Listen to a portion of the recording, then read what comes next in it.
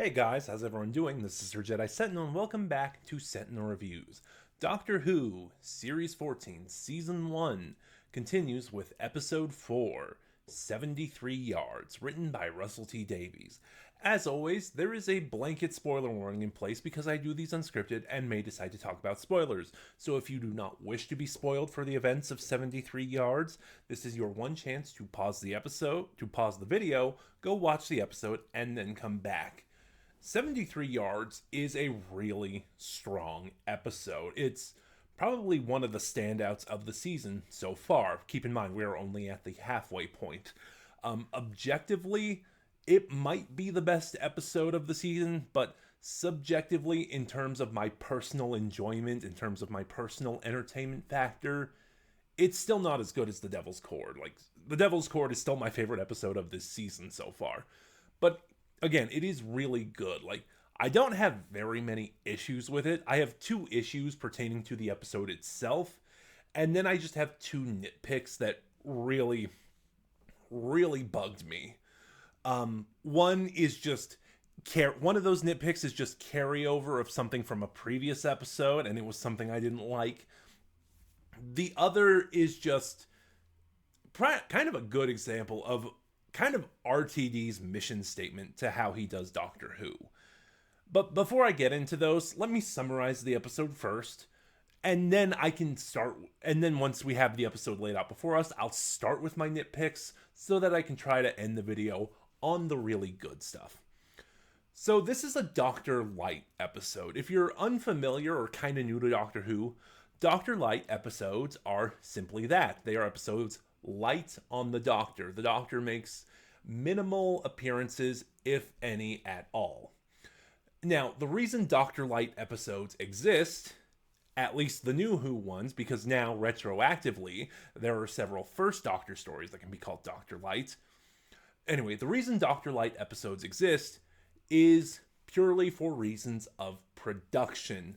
Dr. Light episodes exist so that the production could film additional episodes or something, or to accommodate the actor playing the Doctor as necessary. For example, and I may get this wrong, so please forgive me and correct me in the comments. Series 2, Love and Monsters exists so that David Tennant could have the time to film the Christmas special for that year. I think it was The Runaway Bride. And then, Series 3, Blink exists so that David Tennant could film Voyage of the Dam. Series 4, we kind of get the concept turned on our ear here, because we also have a companion light episode. Same idea, but, the absence is the companion, not the Doctor. Midnight exists so that Catherine Tate could film the Dr. Light episode, Turn Left. So, that was why the Dr. Light episodes were a thing in the first place, to accommodate production, because they weren't really a thing in the Moffat and Chibnall eras.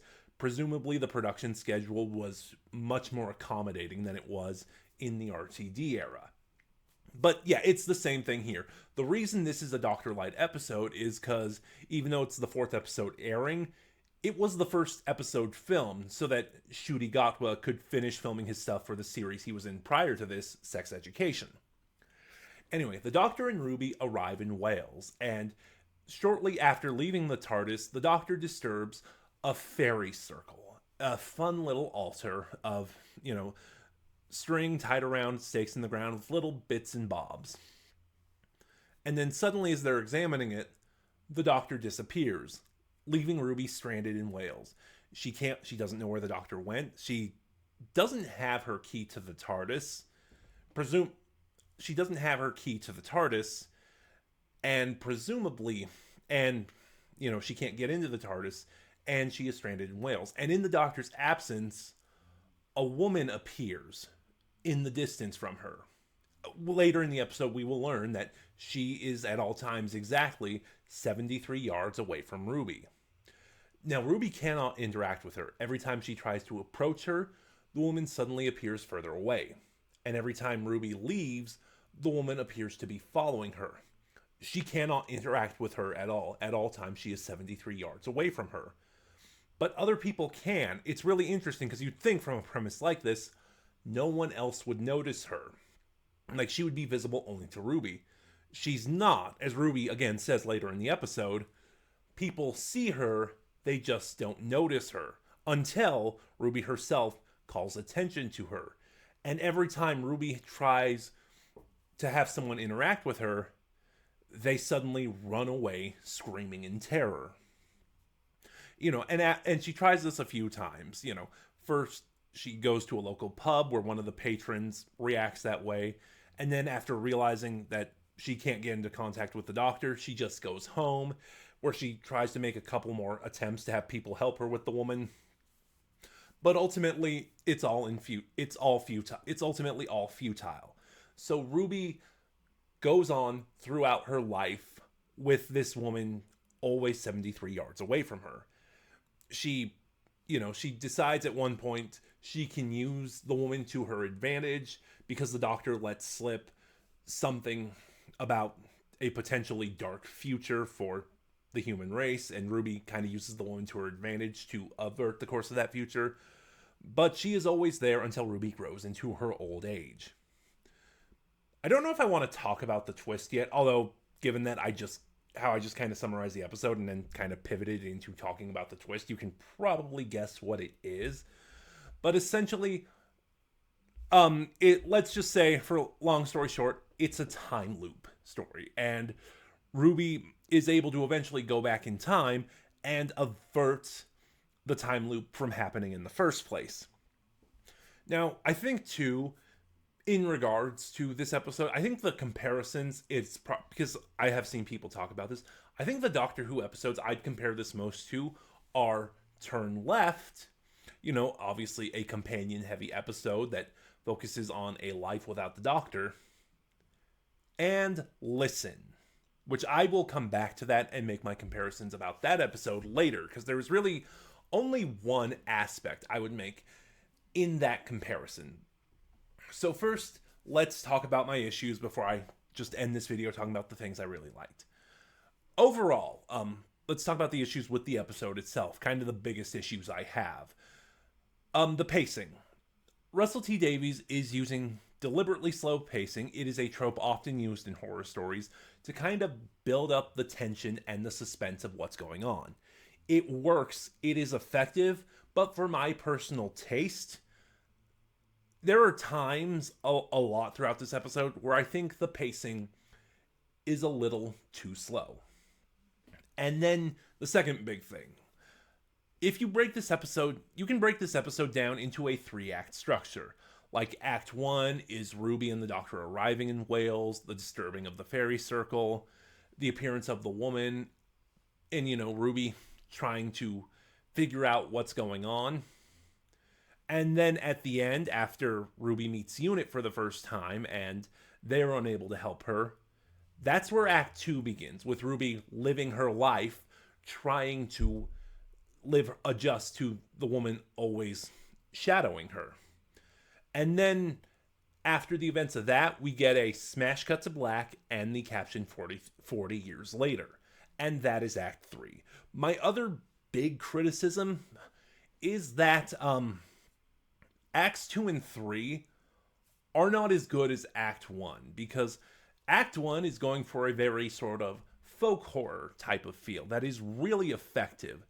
And then Acts 2 and 3 pivot to something else entirely. It's more of a sort of drama, a very character-driven drama. I was going to say supernatural, but even so, minus the appearance of the woman, there's nothing really supernatural or science fiction about those later acts. But yeah, that's just it. For my own personal taste, the pacing's a little slow at times, and Acts 2 and 3 are not as good as Act 1. The drop-off is not by much, but they are still not as good as Act 1. Now, let's get to my nitpicks, because there are some small things that ultimately, in the grand scheme of the episode, are inconsequential, but they absolutely drove me wild. Like I said, one of them is kind of a recurring bit from a previous episode, and I didn't like how it was handled in that previous episode. The other is just, again, kind of a perfect mission statement about how Russell T Davies approaches Doctor Who, in particular its legacy. So we'll start with that one. The scene where Ruby meets Kate and Unit, and initially Kate introduces herself as Kate Lethbridge Stewart. The first time, with no explanation, she has done this. I really, really hope that this is just only happening in the events of this time loop, and this will not be a thing going forward, because I otherwise am really worried about that. Granted that, yes, Kate has not been the greatest character in Doctor Who. She's kind of written to serve the purpose of whatever episode she's in, with no real defining traits of her own, again, beyond just what the episode needs her to do. But there has been some common traits. So first, let's get this out of the way. Kate Stewart, yes, is a nepotism baby, but to her credit, she doesn't like the fact she is a nepotism baby. She does not want to be the Brigadier's daughter. She'd rather be recognized for her own accomplishments. There are times when she lists off her credentials and the things she's done. She never brings up her father at all. She wants to bring up her own accomplishments. She wants to be recognized on her own merits. It's why she dropped Lethbridge from her name. And here in this episode, nope. Kate Lethbridge Stewart. It's just one of those aggravating things that, about, again, what Russell T Davies thinks, just how Russell T Davies approaches Who. It's just so aggravating that he kind of just did this character a huge disservice. The way she's portrayed, Gemma Redgrave is still great here. He didn't do any character assassination, but the fact she is now going by Kate Lethbridge Stewart, hopefully just in this time loop, is such a disservice to her character. Which is also really a shame, because for all of my issues with The Giggle, I honestly think in terms of writing and characterization, The Giggle is one of Kate's best episodes. And now let's go to the other thing that I have a big issue with. And that is the scene where Ruby convinces her foster mother, Carla, to talk to the woman. And like everyone else who she has tried to get to talk to her, Carla similarly runs off screaming and freaks out. And then Carla proceeds to cut herself off entirely from Ruby. While Ruby is out, Carla changes the locks. Ruby tries to call her endlessly, and when Carla finally responds, she tells her not to call her anymore. And the final thing we see Carla saying to Ruby is, "Your own mother didn't even want you." And then we get other implications throughout the episode. Like when Ruby meets Kate, she says her mother took out an injunction against her. And as we go further and further into the future, Ruby doesn't even know what's happened to Carla. Like, as an old woman, she says she believes her mother is dead, but no one has contacted her or told her anything. Now, in isolation, this is fine, because the way the episode plays out, you can just assume it's the influence of the woman and you would be okay. Unfortunately, this does not exist in isolation, especially because prior to this, we had the church on Ruby Road. Now, if you remember, the church on Ruby Road introduced Carla as this bright, joyful, loving woman who absolutely enjoyed being a foster parent. By the time Ruby is an adult and meeting the doctor for the first time, she has fostered over 33 kids, and she still keeps in contact with them. She keeps up to date on them. She has photos of them all. She loves it. And then in the timeline, again in the church on Ruby Road, where the goblins ate Ruby as a baby, we see a very different Carla. We see that she's only fostered 7 or 8 kids, as opposed to the 33 she fostered after adopting Ruby. She doesn't like fostering, and she only does it when she needs money. I have criticized this scene repeatedly for playing up very problematic tropes about foster parents with seemingly no commentary. Like, Russell T Davies is just doing problematic foster parent tropes, which is also unfortunate given how Russell T Davies has said he is continuing the Timeless Child storyline from the viewpoint of the Doctor as an orphan, and there is a very found family sense in that regard to this season, with the Doctor and Ruby both being orphans, and it continues from the whole found family feel of the Chibnall era. So him doing this with foster parents isn't a good look. But again, okay, sorry about that tangent, but coming back to 73 Yards and the way Carla reacts after encountering the woman and the way she treats Ruby. Again, in isolation, you could play it off as, the influence of the woman and what she's saying is doing. But unfortunately, coming off of the scene on the church on Ruby Road, it just plays like RTD is creating this perpetual idea that if Carla had never adopted and raised Ruby, if Ruby was not in Carla's life, Carla would be a terrible person. And it's bugging me. It is bugging me that Russell T Davies is seemingly continuing to do this, because it kind of plays into a New Who trope I don't like. Companion is uber mega important plot device. And I think what makes it worse is that every time it's come up, it's on accident. Like, it honestly feels like Russell T Davies had no idea what he had created. Like, he didn't have the foresight to... He didn't have the... Now, granted, a lot of this could have been happened. He had the scripts written before any of the roles were cast, but then when the scripts went into production, he didn't realize, oh, this might be a bit of a problem, and do any kind of rewrites to it. Like, at best, it makes Russell T Davies seem incredibly ignorant.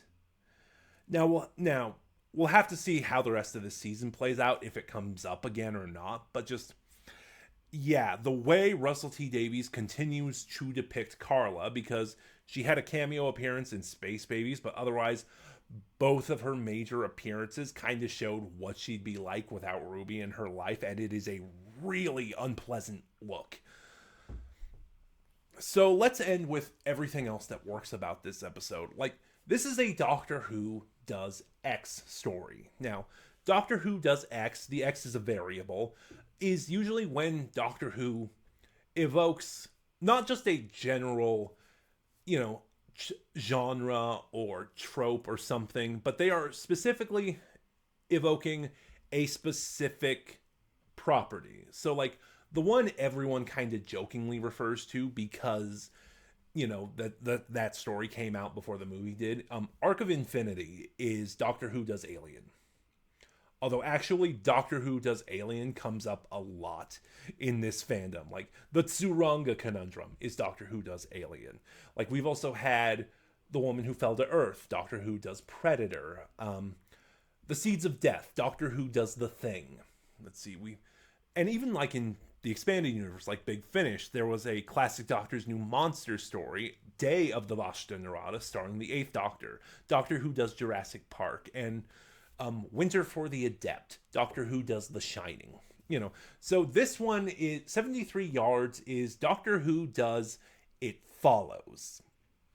And that's kind of where and beyond the basic premise of a woman shows up some distance away from Ruby and is constantly pursuing her, that's kind of where the comparison stops in the general premise, because because 73 Yards is not really doing the plot of It Follows verbatim.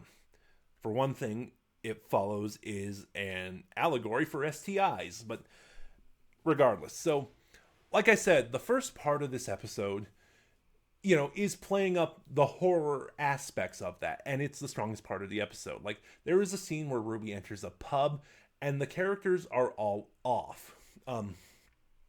They're all standoffish, they're making all of these weird remarks about superstitions before they ultimately reveal it's a joke at Ruby's expense because people have these assumptions about the people of Wales. But the woman is always there.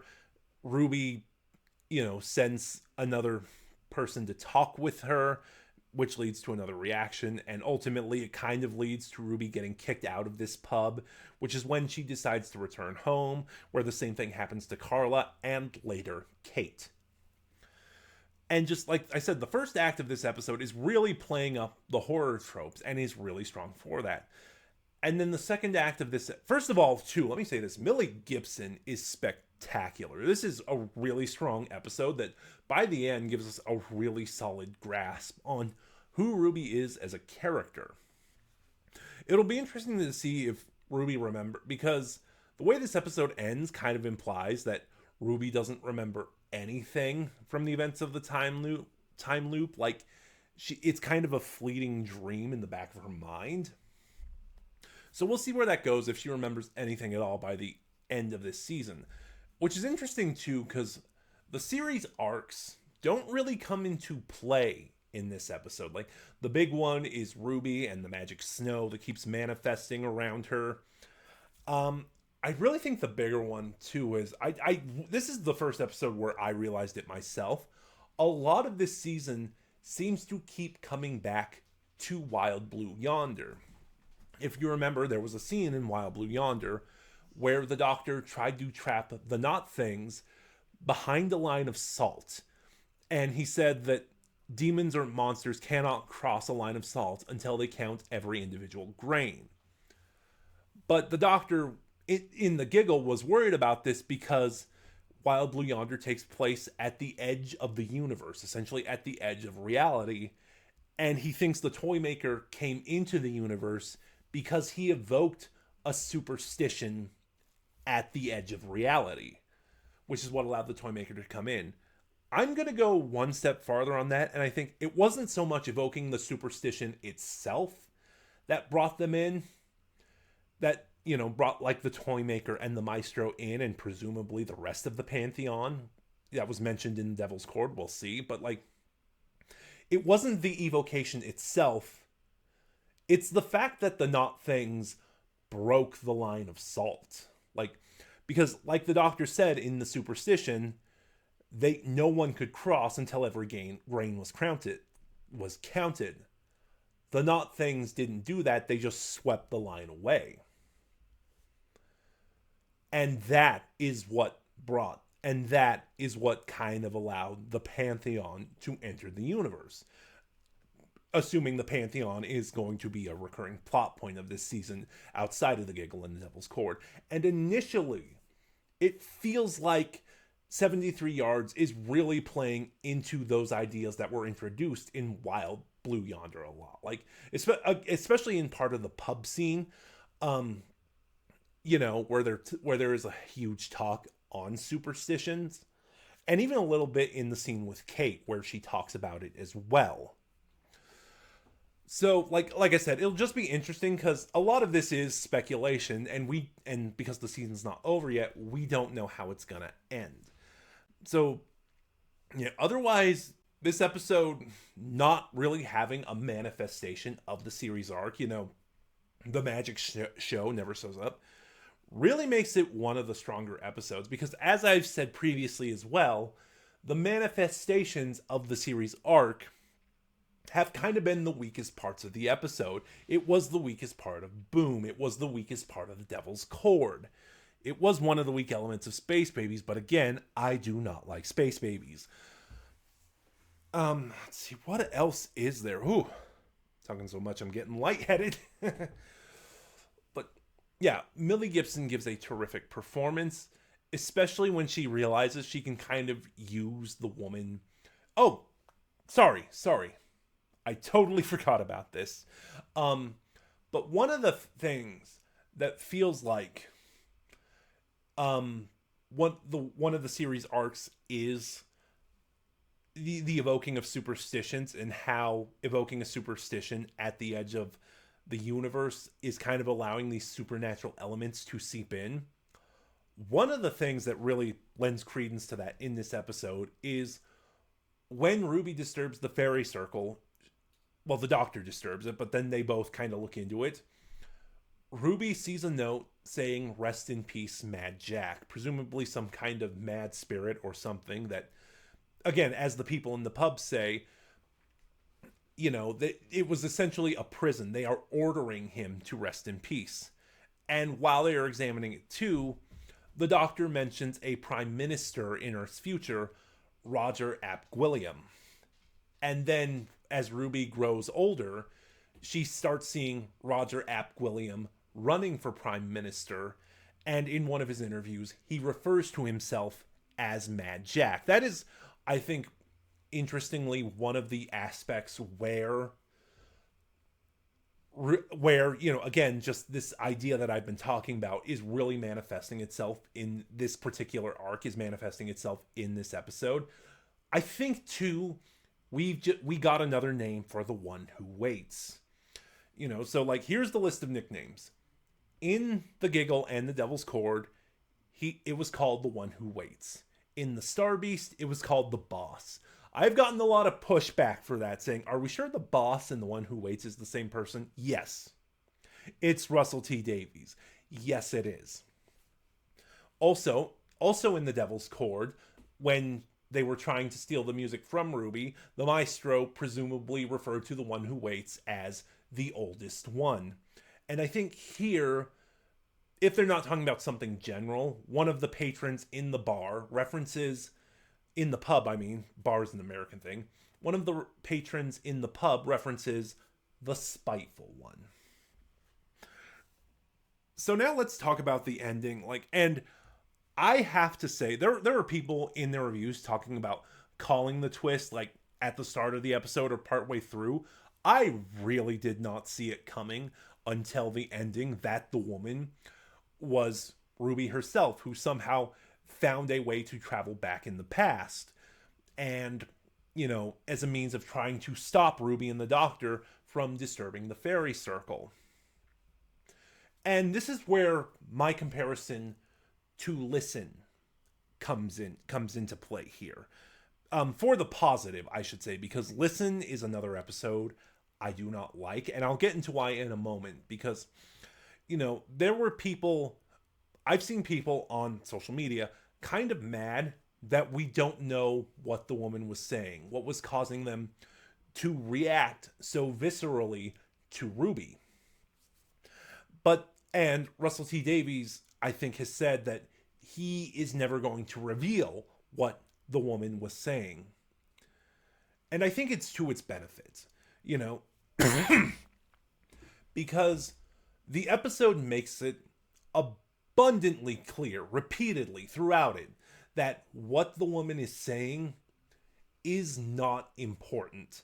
Presumably, if you want to try to decipher it, I assume it's, what did she say? When we learn it's Ruby, and we go back to the beginning of the episode from her perspective, it was like watch your step or something. I don't remember. But because also part of this too is that what she's saying is not causing the people to freak out and run away in a panic. Because every time she says it, the people talking to her turn to look back at Ruby and then run away in a panic. Again, just another emphasis of what she's saying isn't important. And two, in this regard, this episode, there is a lot about this episode that is ambiguous. Intentionally so. What is the woman saying? How does Ruby have the power to travel back in time? Presumably that's going to be series arc stuff, but we'll wait and see what happens. But, like I said, it's intentionally ambiguous. And I think that is very refreshing, because we live in a time where audiences need things spelled out for them in black and white. Because we've seen this, people will react cheated or mad or confused that they don't get the answer. So, and having everything spelled out for us as audiences, this has been going on for so long that some ambiguity feels refreshing. And this is where my comparison to Listen comes in, because this episode succeeds where Listen fails, because Listen, the Series 8 episode with Peter Capaldi, I should say, has this amazing premise. You know, when you're alone and you talk to yourself, are you really? And all throughout the episode, it's clearly building up to be an ambiguous answer. Like, Moffat provides evidence that when you're alone and you're talking to yourself, you're not alone, but he's also providing evidence to the contrary that, yes, when you're alone and you're talking to yourself, you are alone. He is building it up to be an ambiguous answer. He is building it up for the audience to interpret it however they want to. And then the scene in the bar with Clara and the child's doctor happens, and as soon as it happens, she comes in and says, no, there was nothing ever there. He builds up this whole episode to be ambiguous. Moffat builds up this whole episode to be ambiguous, and then he gives this ambiguous premise a definitive answer. Whereas here in 73 Yards, Davies is building up ambiguity, and he's keeping it ambiguous, and it's one of the strengths of the episode. Again, 73 Yards is just stellar. I have my issues with it, but this is a series highlight. But those are just my thoughts. Have you seen 73 Yards? What are yours? Start a conversation in the comments below. Remember to like, comment, subscribe. Click the bell next to subscribe to get notifications when I upload. And in the description box below, you'll find the link to my socials where you can follow me and get updates on the channel. This is Sir Jedi Sentinel, and I'll see you guys next time.